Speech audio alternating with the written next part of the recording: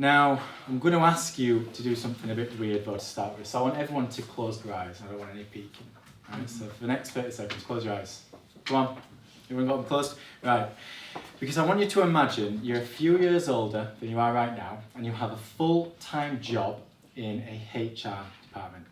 And your task is to sift through hundreds of CVs each and every day. Arriving at 8:30 in the morning, you head into the office, settle down into an uncomfortable chair, stare at the gigantic pile of papers to your left, take a deep breath, and you'll be in.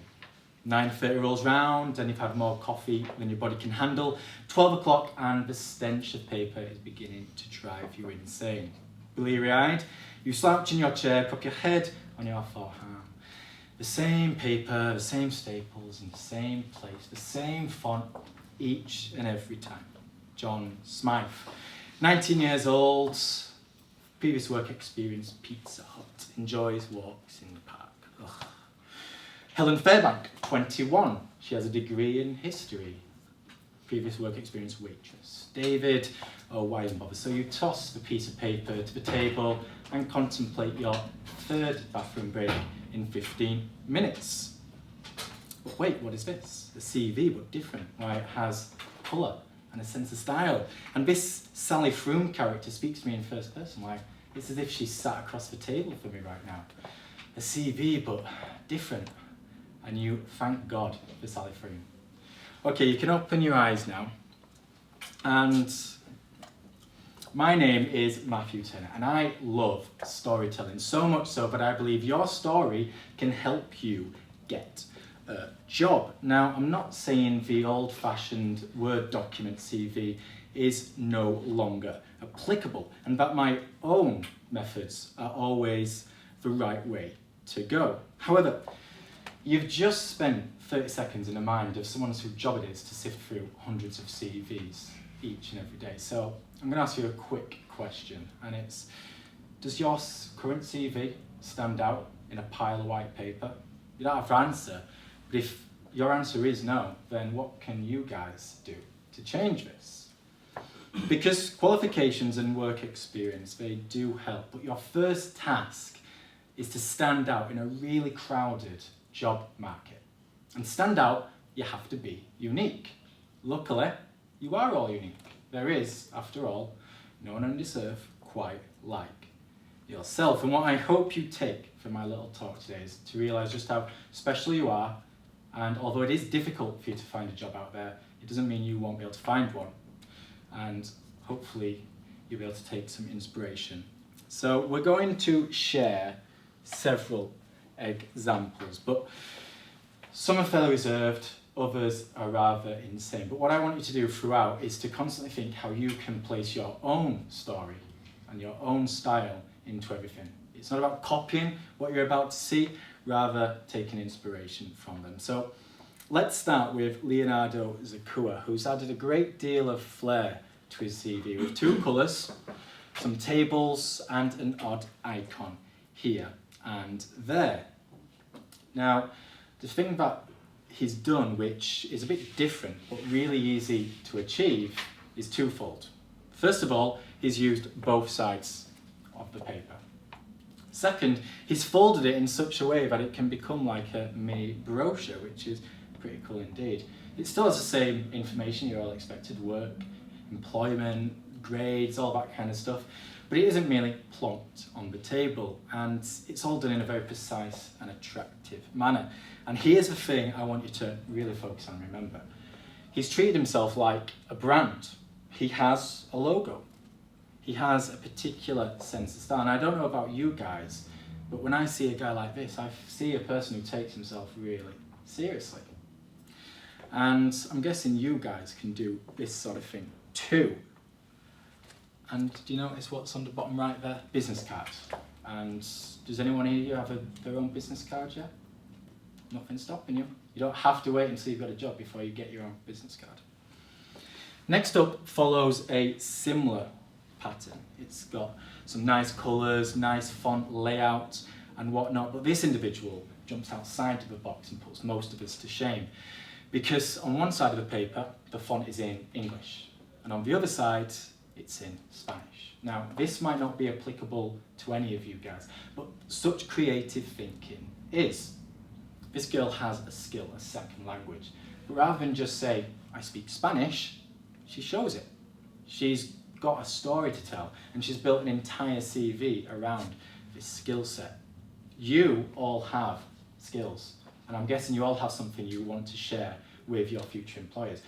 The trick is to discover what it is and how you can show it, rather than just state it. Now, both of those examples were rather impressive on the creative side, and although some of you might be Photoshop masters, I presume the majority of you aren't. And this is a fairly simple and not particularly pretty CV. It could be made on Word document, for instance. But again, Matthew has created a brand. It's a nice, precise layout. It looks professional, and if he'd have sent this to a bank or a solicitor's or any job really, they'd look at him and go, this person has it together. And I'm just going to ask you a quick question now, because out of the 3 examples I've shown so far, what do they all have in common? Does anyone notice a theme so far? Lots of white space. Seriously guys, less is more. When it comes to building your CV, you need to get all the information you need on there, but without just throwing it on the table so you've got nothing left. Which brings me to this example by Ramsey.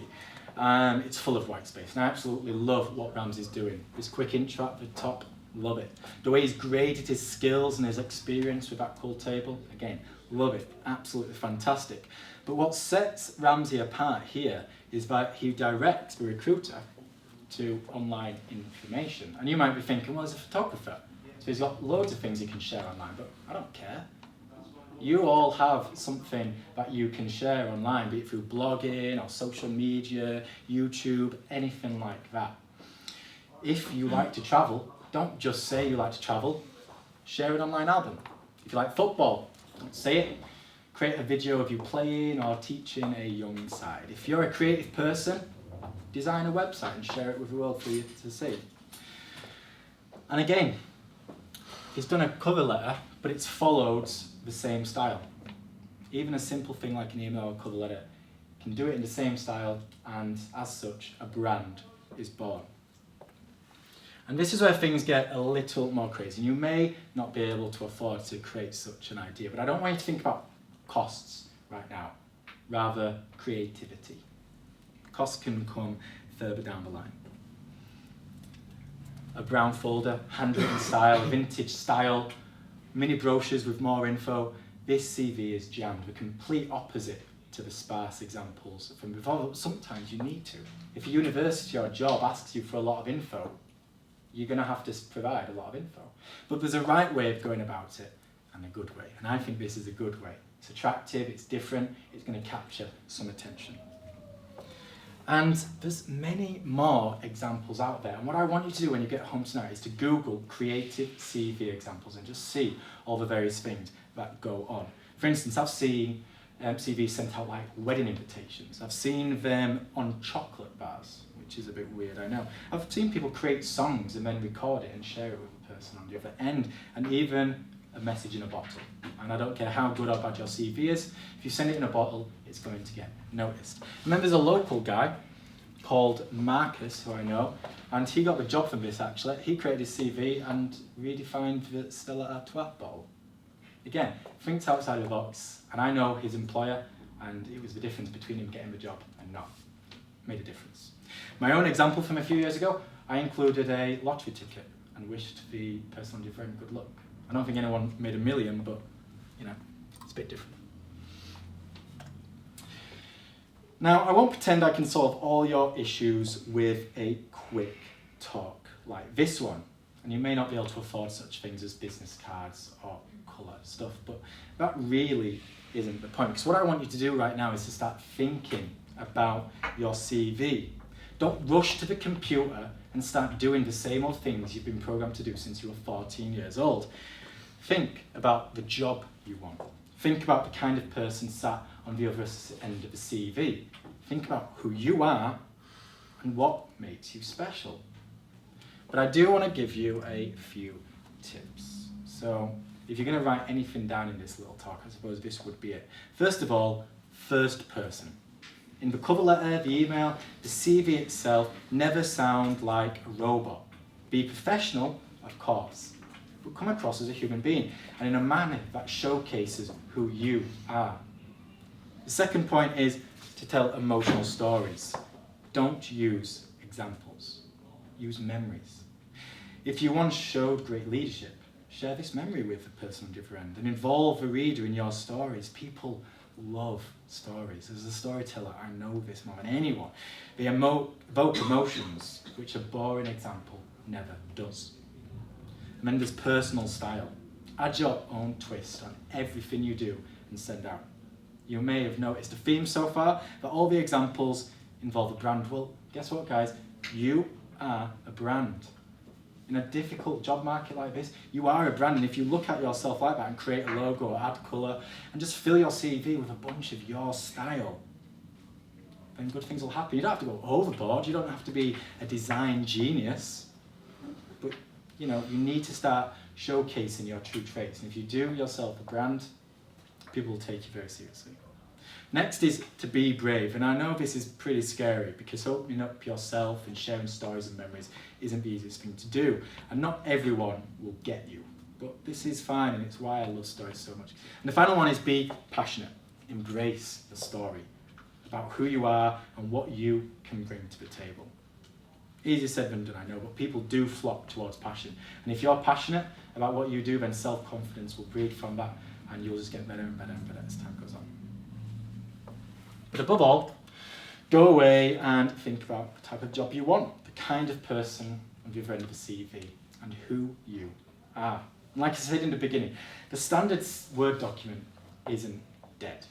Sometimes you will have to fill in an online application, which means you can't add logo or colour, but this is fine because if you create a killer creative CV now, making other CVs along the road is easy peasy. If you start creating and crafting emotional stories now, then when it comes to just sharing examples in an interview, again, it'll be a breeze. And that's it. You have a story and a style, and you're very unique, and I'm hoping these examples will help you have a bit of inspiration down the line.